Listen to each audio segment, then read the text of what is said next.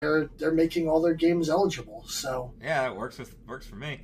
It'll be nice because I know I've already I already have 9. I think I have the pre-orders done for 7 and XX2, which are coming out like a month apart from each other. Yeah, and here's the other thing. I'll take as many suggestions as you can offer, but try to suggest stuff that would make a 30-minute-ish episode. So, like, something like Pitfall and E.T., if I played both of them, I could actually combine those into, like, 2 15-minute playthroughs. And I could probably pull that off. I mean, it's going to be 30-ish is going to be what I'm shooting for. If they're over or under, so be it. Like, that's what's going to be cool with Zelda, is there'll be some good stopping points there. Yeah, Zelda will easily take several episodes to fully complete, and I will definitely be the original I'll definitely be needing help when I do Link's Awakening and Link to the Past and everything. And I probably will do Link's Awakening sooner rather than later because I want to do the Game Boy playthrough before the remake comes out. So I'll get those up there. But yeah, I'm taking all suggestions, but try to suggest stuff that's not going to be too hard to acquire. Like Final Fantasy VII, I'm pretty sure I could pull that off. So I wouldn't I wouldn't shoot that one down. Of course, I see you guys all talking about which ones were your favorites. I'll give them a try. I wasn't a Final Fantasy guy, so Glenn, I'll need you for those. I'll need you for those playthroughs. I can definitely help as best I can. I know you will. As best as I can remember. And then, of course, Mark Jabroni's favorite game was something that I've never even heard of. Because, of course, it was Mark Jabroni. Mega Mania? Never heard of it. Is that like Mega Man goes to... Is that like Mega Man goes to WrestleMania? Oh, it's an Atari game. Okay. Atari 2600. I never had that. I had a lot of 2600 games. I did not have that. We have a ton of... It looks like the Enterprise.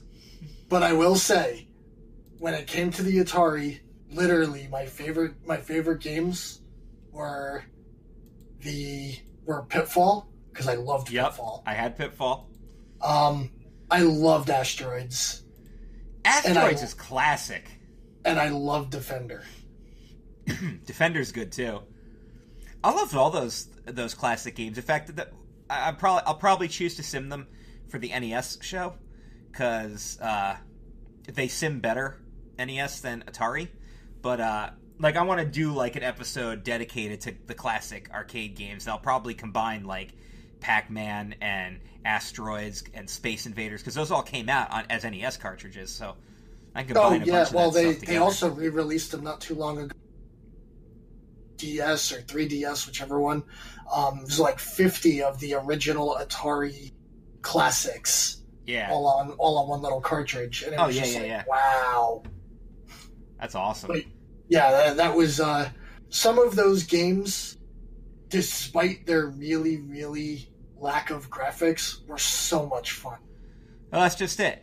You don't need good graphics to make a good game. Like I said, Pitfall was one of the best games Atari ever made. You know what one of my favorite games of all time on the NES was? Bubble Bobble. Bubble Bobble. Bubble Bobble was awesome. For hours.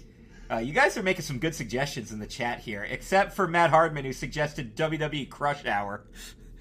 Actually, another good Nintendo one was Ice Climbers. I played that when I did the initial run of Nintendo Melee. I actually did play the original Ice Climbers. I was having some trouble with it, but it seemed like a fun little platformer. It was... I'll play Burger Time. I'll play some Burger Time. It was very reminiscent of an old arcade game. Yeah. I will definitely play some Burger Time. Good suggestion there. I'll take as many suggestions as you guys want. I think I might end up making another fan page for just that show. How could we forget Frogger? Oh yeah, Frogger was great. Last Super Nintendo game ever released, or officially at least. The 98 version of Frogger, which is like so shitty looking that you're like, how did this come after Mario RPG? Yeah, that's the other thing. For the full playthroughs, by the way, I want them to be battery save states. So like, long games like Final Fantasy III, Chrono Trigger, Mario RPG. That's going to be like a good role playing type suggestion. Even like Mario All Stars, because you can do save states on all the levels. Yeah. So I could do Mario 3 with Mario All-Stars, so I could do save states, so I could keep coming back to it. That's the type of suggestions I'm looking for there. For the all request show, though, just give me whatever, because that's going to be a free for all. You could also do a Link to the Past for people. Oh, are you kidding me? That was almost going to be... I actually was going to make that the first game, but I decided to go with the original Legend of Zelda so I could do it chronologically. I never actually did a full playthrough of Zelda 2. My cousin owned that game. I used to play it at their house when we go over to my aunt and uncle's house for holidays. And I just remember being like, this is fun, but it's really hard. And, I mean, at the time, there were only 2 Zelda games. So it's not like... Well, I remember people were complaining about that. They're like, people were like, oh, they should have never done Zelda as a side-scroller. It was the second game. Yeah, it was awful. Yeah. We all know it was awful. More good suggestions here. Cubert. Yeah, Cubert's fun.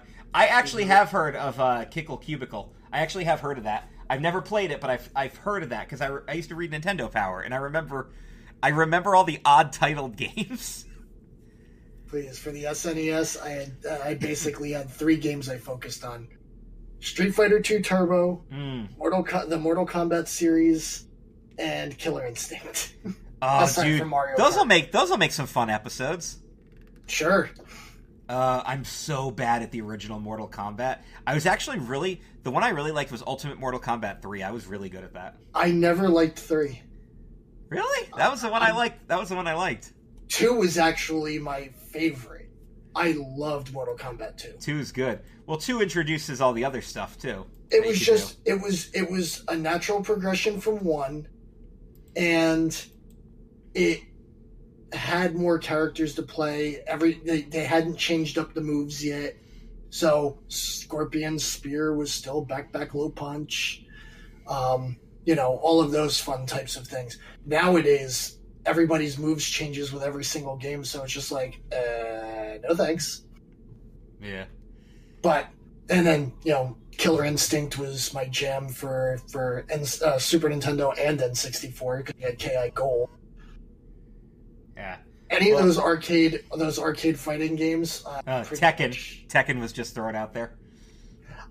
Tekken's good, but to me, Tekken is not on the same level as Street Fighter, Mortal Kombat, or Killer Instinct. Yeah, keep these games in mind, guys, because for this particular show, even though I still want to do full library playthroughs eventually, I'm going to go in whatever order stuff gets suggested. So even though I want to eventually do the whole SNES library, I will go out of order for it to cover requests and things like that. I'll just check stuff off as I play it.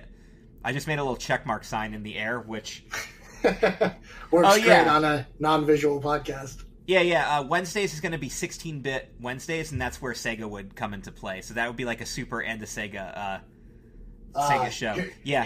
Here's a suggestion that I think Genesis and Super Nintendo both had different games, but the same series. Look up Shadowrun games. Okay, I have heard of Shadowrun. Yeah. Well, they also did, certain games also got, different releases entirely. The Beavis and Butthead game was completely different.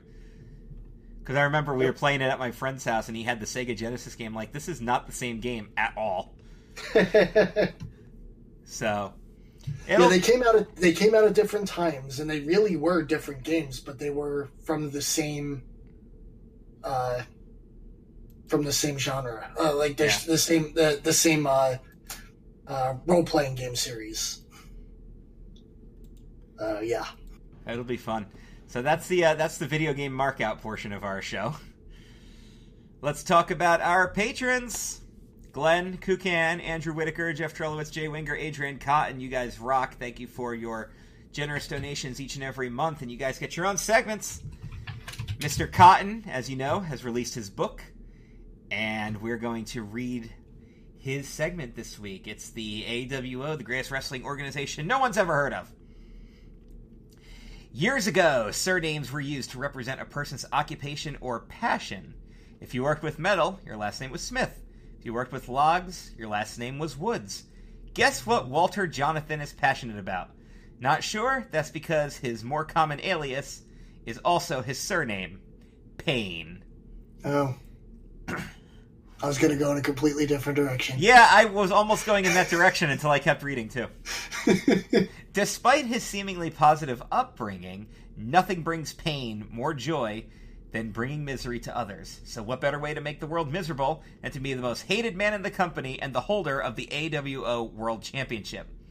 To find out where Payne's path will take him, pick up a copy of AWO Big Time Player Episode 1, The Beginning of Change, at Amazon. Available as an ebook and a paperback.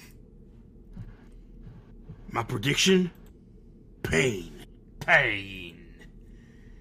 Now, of course, this week's Positivity Zone for Jay Winger, brought to you by Dan Peck, is something we've already talked about on the show, or at least mentioned in a way. We're going to continue to talk about it right after we talk about it.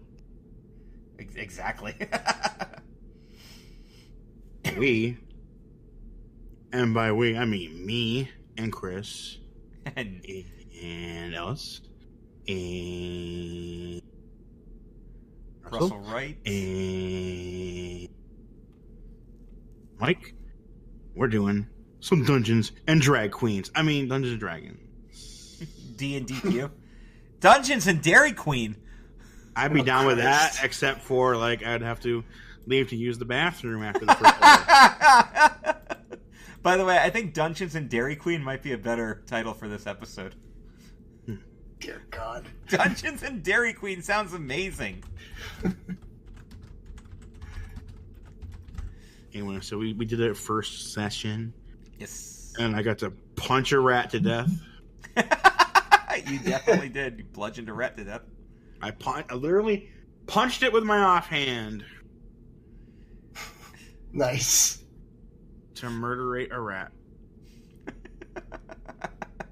I will say this. Back in the day when I had like this combo that I loved to do with it was like a wizard fighter.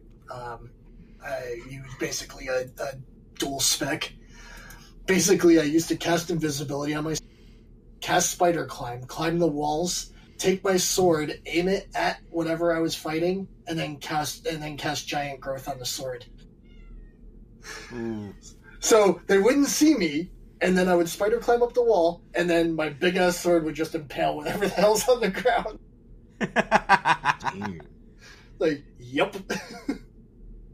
Well, I think we're actually going into a dungeon, like a 3-story dungeon, so we're about to like get right into that dungeons of the Dungeons and Dragons moniker.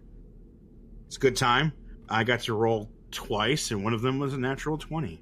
Yeah. So, and the first roll by a player was made by Russell, and he got a 20. So it's going to be a good campaign. You hope. Right? That's the thing, right? First roll is indicative of how the campaign goes. That's indicative of, but not always how it plays out. That's true. But you never know. The dice are funny that way. Especially since I'm the only player playing with actual dice. Everyone else is using software dice. I would also be playing No, that's not true. dice since Ellis and I think Ellis and I are the only ones who are rolling the virtual dice. I've got It's just me and the DM. I've got a basket full of every type of dice you could ask for. Because even Russell used... I think he has dice, but he doesn't know where they are. Oh my god, they were saying Dungeons and Dairy Queen being a one-shot LOL. And then so I said Cornette wins. What? I'll show you. I'll show you. They're fucking with you, Jimmy. Yeah, well, how about I murder all you motherfuckers? They're trying to fuck on you, Jimmy. I'm here to pick up... Can we help you, sir? Yeah, you can help me. I'm here to pick up my order. What order is that? The order I just placed for 20 burgers, you dumb bitch. Jim Cornette versus the drive-thru. Uber classic. And the thing is, like, that tape still makes the trade. It still makes its way around. Anyway, so yeah. More going on. We might be streaming that eventually might be a show. If we can, have slightly less interruptions, it could very easily be a show. Yeah. We'll see. But life happens around us, doesn't it? Life does happen. And Ellis